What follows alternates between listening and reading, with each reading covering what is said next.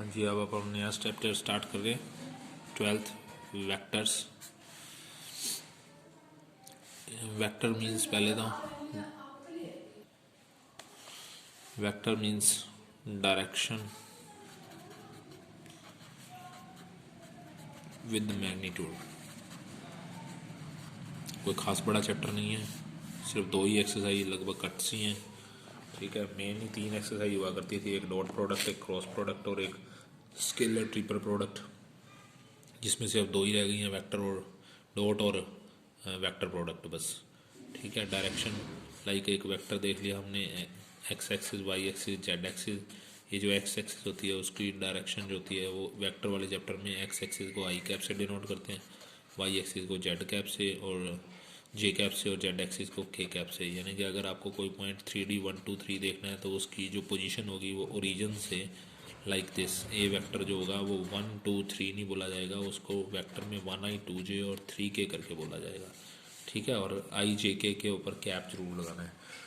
तो ऐसे ही अगर आपके पास 3 डायमेंशन में कोई अगर 2 पॉइंट पड़े हैं तो आप उन दोनों पॉइंटों से भी वेक्टर निकाल सकते हैं। लाइक एक पॉइंट यहाँ पड़ा है, एक यहाँ पड़ा है, तो आप उनकी पोजीशन ए बी की, ए की पोजीशन है 1 2 3, वो यहाँ से ही होती है पोजीशन, और बी की पोजीशन यहाँ से है, ये वाली, इसका नाम मान लो 3 2 1 लिखा हुआ है। तो अगर आपको ए बी वेक्टर निकालना है तो ए बी वेक्टर निकालने के लिए आपको पोजीशन ऑफ बी में से पोजीशन ऑफ ए माइनस करनी पड़ेगी। Position of B minus position vector of A, ये पोजीशन ऑफ बी ये रही 3 2 1, और पोजीशन ऑफ ए ये रही, तब जाके आपका ए बी वेक्टर निकलेगा। उसके लिए एक ट्राइंगल प्रॉपर्टी लग रही है लाइक दिस।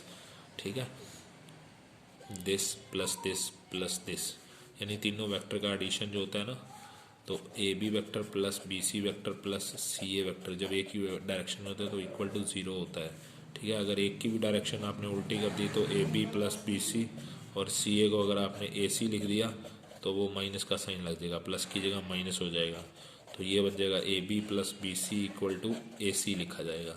और वही अप्लाई यहाँ पे हो रहा है। देखो इसमें ये दो, ये मान लो ओ है, ओ ए और ए बी, यहाँ से बताता हूँ, O A plus A B is equal to किसके, ये अपोजिट जा रही है ओ बी के।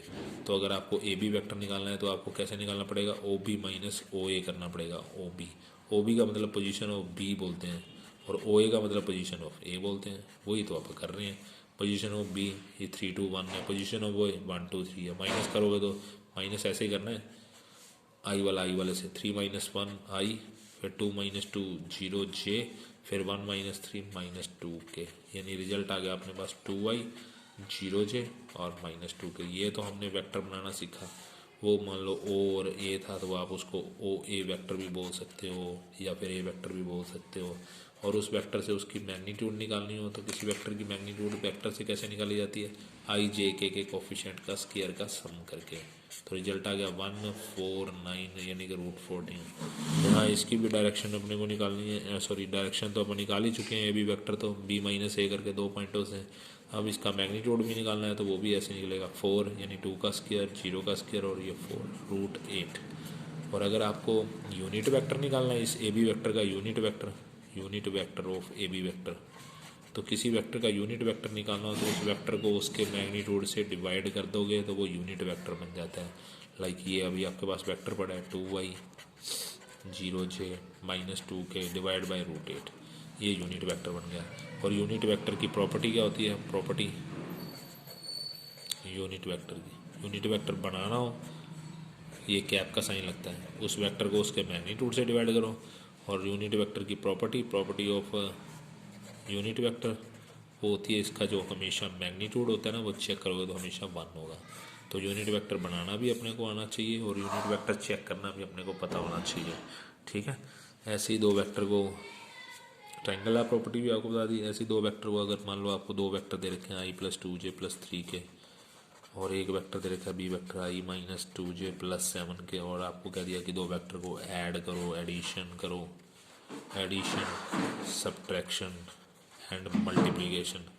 ठीक है, एडिशन और सब्ट्रैक्शन तो वैसे ही होगी जैसे आप कॉम्प्लेक्स नंबर ऐड करा करते थे, भी आई वाले में ऐड कर लो, जे वाले में, के वाले में। उसमें अपन रियल में ऐड करते थे, इमेजरी में ऐड करते थे। मान लो आपको 2a + 3b निकालना है तो आप 2a की जगह a डाल दोगे, i + 2j +3k और +3b की जगह b डाल दो, i minus 2j plus 7k। Plus करना है तो पहले 2 अंदर जाएगा 2i 4j 6k, 3 अंदर जाएगा तो 3i 6j और प्लस का 21k। अब ऐड करते वक्त वही आई वाले में ऐड कर दिया, 2i और 3i कितना हो गया 5i, 4j और माइनस का 6j माइनस का 2j हो गया, 6k और 21k 27k हो गया। तो अगर आपके पास यहाँ बीच में माइनस होता तो माइनस आरों के साइन अपोजिट कर देता, ठीक है। एडिशन भी हो जाएगा, सब्ट्रैक्शन भी हो जाएगा, है। अब चक्कर है मल्टीप्लिकेशन का। मल्टीप्लिकेशन 3 टाइप से होती हैं। मल्टीप्लिकेशन, पहली मल्टीप्लिकेशन का नाम है डॉट प्रोडक्ट। पहली मल्टीप्लिकेशन का नाम है डॉट प्रोडक्ट, ठीक है। डॉट प्रोडक्ट के लिए डॉट का साइन लगता है। इसका दूसरा नाम है स्केलर प्रोडक्ट, क्योंकि इससे जो आंसर आएगा वो एक स्केलर नंबर आएगा। दूसरी का नाम है क्रॉस प्रोडक्ट।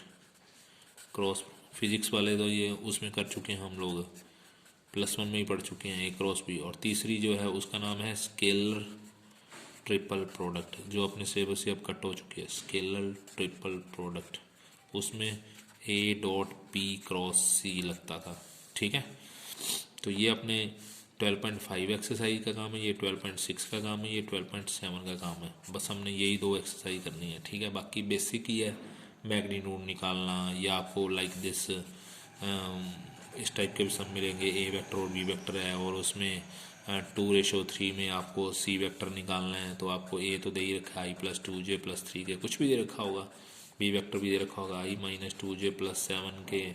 और आपको कह दिया कि सी वेक्टर निकालो, तो इन if C vector divide A vector and B vector in 2:3 internally लिखा हुआ है, तो आप वही काम करने के सेक्शन फॉर्मूला 2 का मल्टीप्लाई इससे डायरेक्ट लिखेंगे। 2 × B vector plus 3 × A vector divide by 2 + 3, ये आपका सी वेक्टर डायरेक्ट आ गया इंटरनली। और अगर एक्सटर्नली लिखा हुआ था तो बस बीच में माइनस का साइन लगता है और कुछ नहीं है। एक्सटर्नली के लिए माइनस लगाना है, रेशियो एक्सटर्नली लिखा हुआ है, इंटरनली के लिए प्लस लगाना है।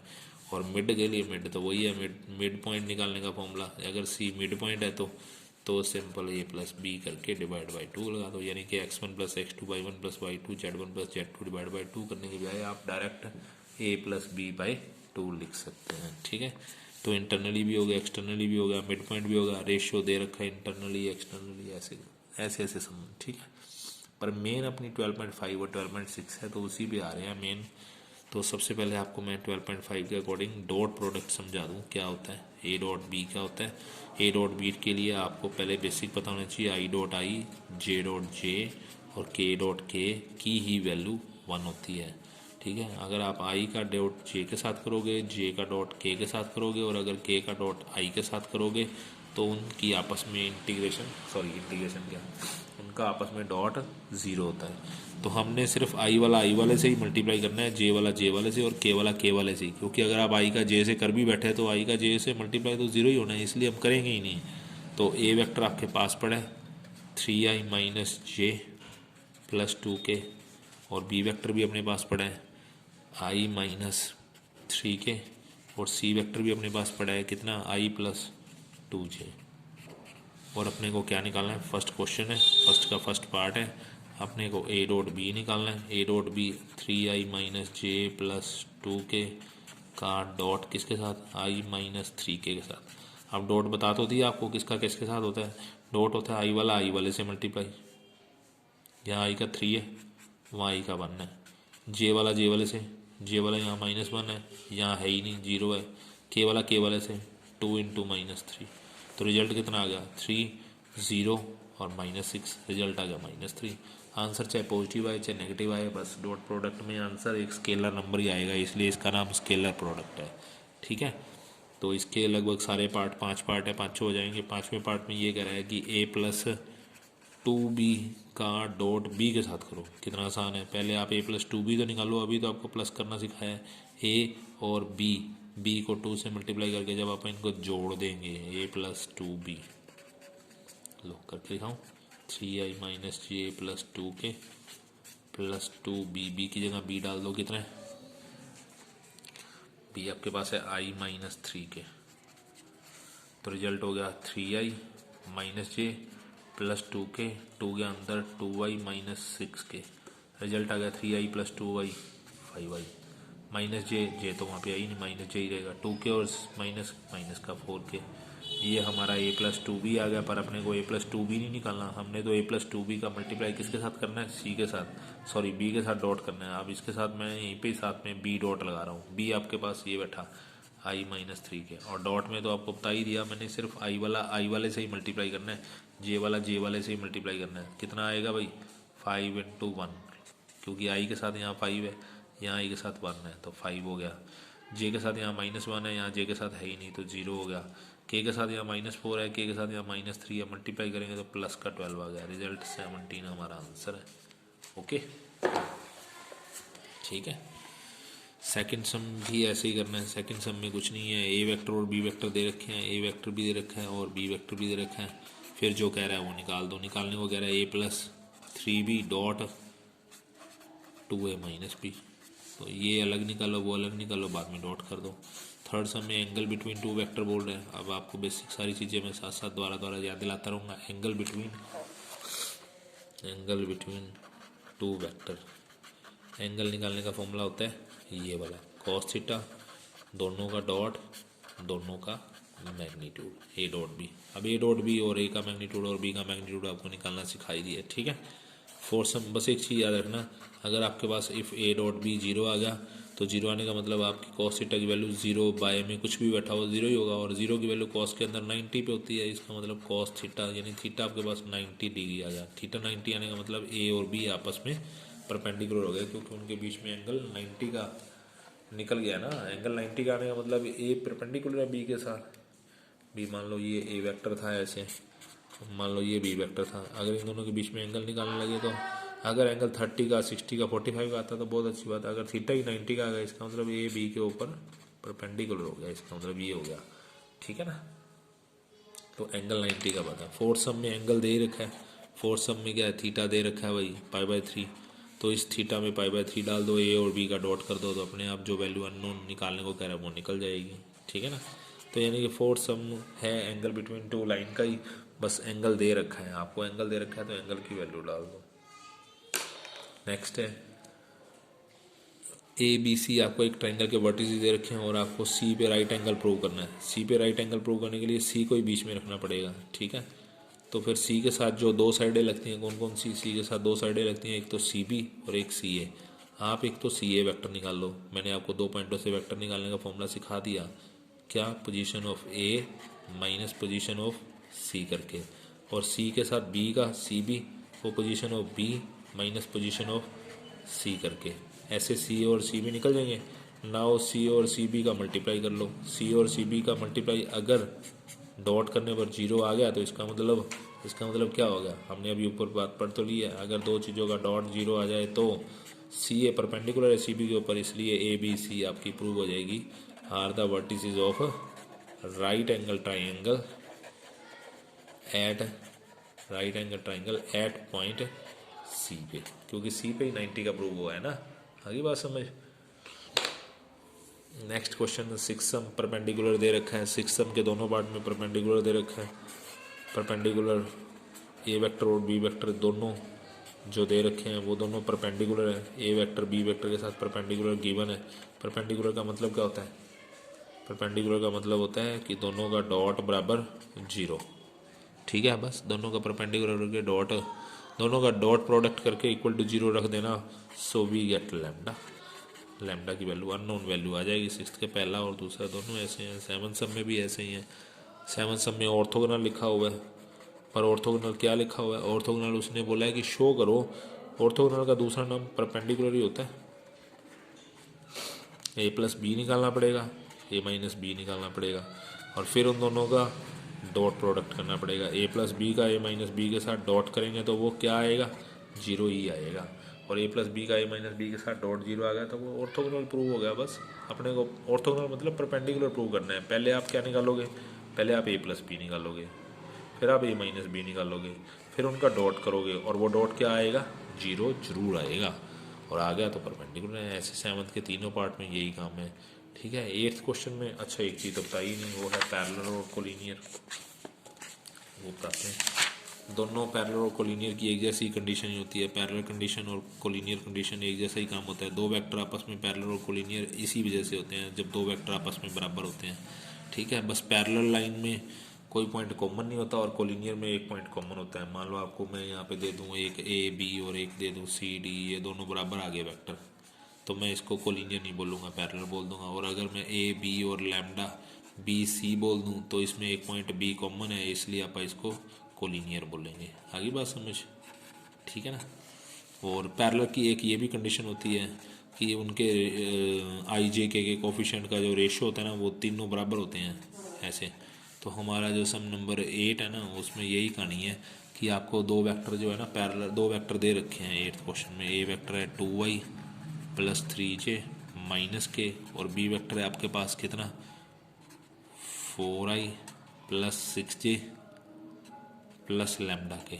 और पहले पार्ट में कह रहा है कि if parallel condition find lambda, तो मैंने आपको बताया है ना, ये रहा a1/a2 यानी 2/4 3/6 माइनस 1/लैम्डा, सारे बराबर रख दो क्योंकि पैरेलल में ये तीनों चीज़ें बराबर होती हैं। बस ये भी कट के 1/2, ये भी कट के 1/2, तो बस क्रॉस मल्टीप्लाई करोगे तो लैम्डा की वैल्यू आ जाएगी। लैम्डा की वैल्यू आएगी कितनी -2, क्योंकि ये 2 उधर चला जाएगा, लैम्डा उधर चला जाएगा। और दूसरे पार्ट में परपेंडिकुलर लिखा हुआ है, और परपेंडिकुलर के लिए आपको बता ही रखा है अभी ए बी के साथ परपेंडिकुलर का मतलब दोनों का डॉट 0, डॉट करो, डॉट में आई वाला से मल्टीप्लाई 8, जे वाला जे वाले से मल्टीप्लाई 18, के वाले से मल्टीप्लाई माइनस लैम्डा, लो 26 इक्वल टू। दोनों कंडीशनों में अपना अपना लैम्डा अलग से आ गया, ठीक है। फिर आया था स्केलर प्रोजेक्शन निकालना। राइट प्रोजेक्शन 9th क्वेश्चन में, right projection of A vector on B vector, A vector on B vector. Projection का फॉर्मूला ये होता है A dot B divide by B का मैग्नीट्यूड, ठीक है। दोनों दो वेक्टर आपको दे ही रखे हैं, ए भी दे रखा है बी भी दे रखा है, बस दोनों का डॉट लगा के नीचे बी का मैग्नीट्यूड लगा दो। प्रोजेक्शन दे रखी है तो प्रोजेक्शन की लेंथ लेकर चलो, ठीक है। जैसे थर्ड पार्ट में प्रोजेक्शन 4 दिया हुआ है तो आप यहाँ पे 4 लेकर चलो, ए डॉट बी करके नीचे बी का मैग्नीट्यूड लगा के क्रॉस मल्टीप्लाई कर देना, लैम्डा लुम्डा की वैल्यू निकल आएगी, ठीक है ना। 10th क्वेश्चन में था dot product of A vector, एक वेक्टर का डॉट प्रोडक्ट। पहले एक वेक्टर तो मान लो कौन सा, एक वेक्टर मान लिया एक्स आई वाई जे जेड के। अकॉर्डिंग टू क्वेश्चन उसका डॉट प्रोडक्ट, ए वेक्टर का डॉट प्रोडक्ट, तीन वेक्टर दे रखे हैं, एक तो बी, एक सी, एक डी। लिखे नहीं हुए नाम, हमने अपनी मर्जी से दिए। उनके साथ डॉट क्या क्या दे रखा है, एक तो -1 दिया हुआ है, एक 6 दिया हुआ है, एक 5 दिया हुआ है। तो ए ये रहा, बी और सी आपको दिए हुए हैं, बी दिया हुआ है, सी दिया हुआ है और डी दिया हुआ है। 3 वेक्टर दिए हुए हैं। 3 वेक्टर कौन कौन से हैं, एक है 3i - 5 के, एक है अपना 2i + 7j, और एक है अपना i + j + k। लो जी, इनके साथ डॉट कर लो। ए का बी के साथ डॉट करोगे तो 3x - 5z इक्वल टू -1। ए का सी के साथ डॉट करोगे तो 2x + 7y इक्वल टू कितना 6, क्योंकि के है नहीं ना इसलिए मैंने किया नहीं। तीसरा x का i के साथ करोगे तो x, y और z इक्वल टू किसके बराबर 5 के। लो जी, 3 इक्वेशनें बन गई, इनको आपस में सोल्व कर लो, एक्स वाई जेड की वैल्यू निकाल लो, ठीक है। और आपका ये वेक्टर आ जाएगा। ओके, प्रैक्टिस करो एक्सरसाइज के सम, ठीक है।